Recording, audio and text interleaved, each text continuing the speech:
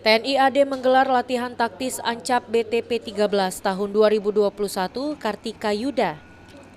Latihan kali ini difokuskan pada pergerakan penyeberangan sungai menggunakan alat-alat canggih milik TNI AD seperti M31 Amphibious, kendaraan yang bisa berubah menjadi jembatan dan tatrafaun kendaraan yang diperbantukan untuk membawa trackway untuk mempermudah melewati jembatan M31.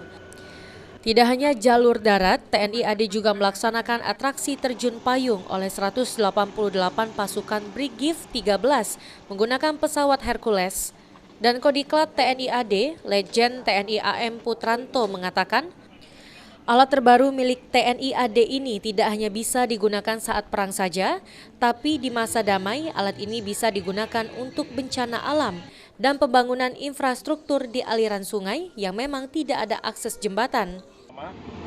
Bahwa ini adalah jembatan ponton atau yang lebih dikenal dengan amphibious ponton. Ini adalah salah satu bagian dari kelengkapan alutsista untuk ZENI Angkatan Darat yang saat ini dipercayakan kepada Batalion 9 Sipur Langlang Buana di bawah Panglima Divisi 1 Kostrat.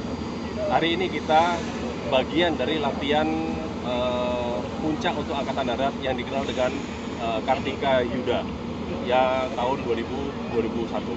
Dan rangkat atau amphibious ponton ini mereka bisa satu ponton beratnya itu 28 ton. Kemudian dia bisa dirangkai sesuai kemampuan keinginan kita. Kita punya 8 unit dengan 100 meter ini lebih kurang hanya 7 unit yang kita bentangkan dan mereka bisa diikuti dinaikin oleh atau dilewati oleh Leopard. Leopard itu kemampuan beratnya sampai 60 ton. Nah, kelebihan ini yang pertama di masa damai bisa digunakan untuk masyarakat, bisa digunakan untuk membantu apabila bencana alam, jembatan hancur, rusak. Putranto mengatakan dengan terus diperbarui alat-alat tempur yang canggih, TNI AD dapat lebih profesional dalam mengemban tugas menjaga negara kesatuan Republik Indonesia. Ari Pranika, PAL TV.